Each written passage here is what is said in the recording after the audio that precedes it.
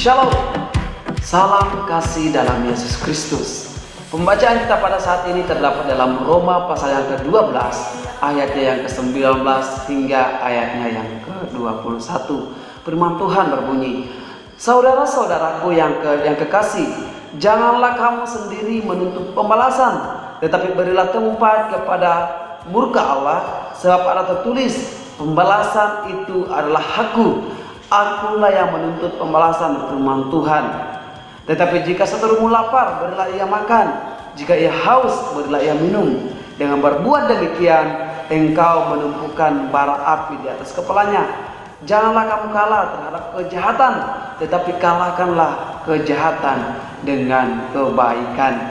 Paulus menasihati jemaat di Roma agar mereka hidup dalam keadilan, adil dalam mengambil keputusan, adil dalam memberi konsekuensi bagi setiap orang yang melanggar.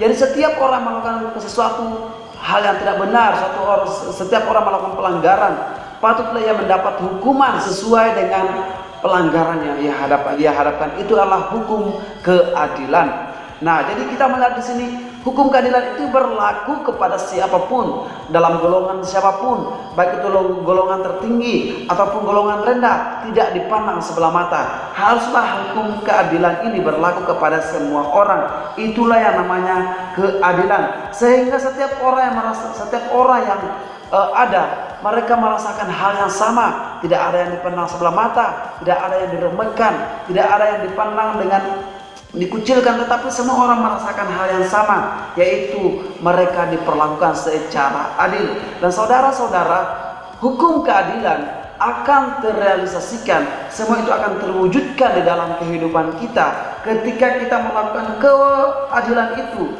atas dasar kasih, di mana dalam perikop pembacaan ini yaitu nasihat untuk hidup di dalam kasih.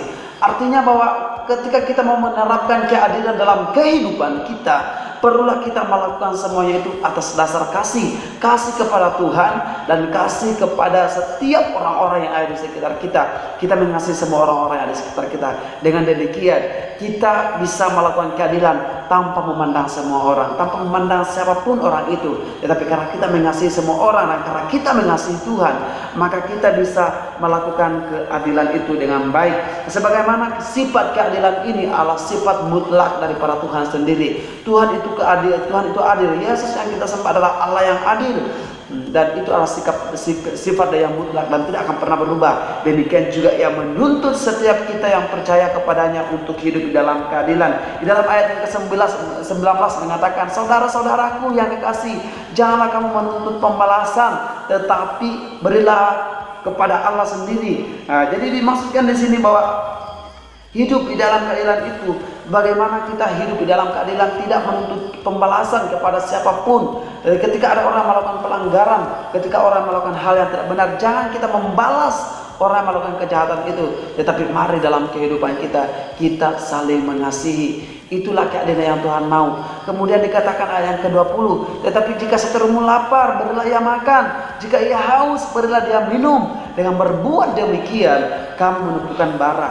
Apa yang dimaksudkan dengan keadilan yang kedua? Yaitu ketika kita sama-sama merasakan berkat Tuhan dalam kehidupan kita. Tuhan mengizinkan engkau kaya, Tuhan mengizinkan engkau memiliki banyak hal. Tetapi saudara-saudara perlu tahu bahwa Tuhan mengizinkan itu hanya untuk kita sebagai umatnya, kita menjadi saluran berkat. Jadi Tuhan mau supaya apa yang kita miliki, kita salurkan kepada orang-orang yang miskin, orang yang lapar kita berikan makan, orang yang haus kita berikan minum. Agar dengan demikian kita sama-sama merasakan berkat-berkat daripada Tuhan. Kita sama-sama merasakan segala berkat-berkat daripada Allah sendiri. Itulah yang dimaksudkan dengan kita adil, merasakan berkat Tuhan secara sama-sama. Kemudian dimaksudkan di sini ayat yang ke-20 dikatakan, tetapi ayat ke-21 mengatakan, janganlah kamu kalah terhadap kejahatan, tetapi kalahkanlah kejahatan dengan kebaikan. Saudara-saudara yang kekasih dalam Tuhan, mari dalam hidup kita, mungkin situasi keadaan yang kau alami pada saat ini adalah hal yang buruk. Mungkin keadaan yang saat ini kita hadapi adalah situasi yang tidak baik. Tetapi firman Tuhan hari ini, mari kita kalahkan semua keadaan yang kita alami. Hal apapun yang kita alami, mungkin keburukan apapun yang kita alami. Kita hidup di tengah-tengah dunia yang penuh dengan kejahatan. Tetapi kalahkanlah kejahatan itu dengan kebaikan, memiliki kasih, maka kita akan hidup di dalam kebaikan. Inilah firman Tuhan. Tuhan Yesus memberkati.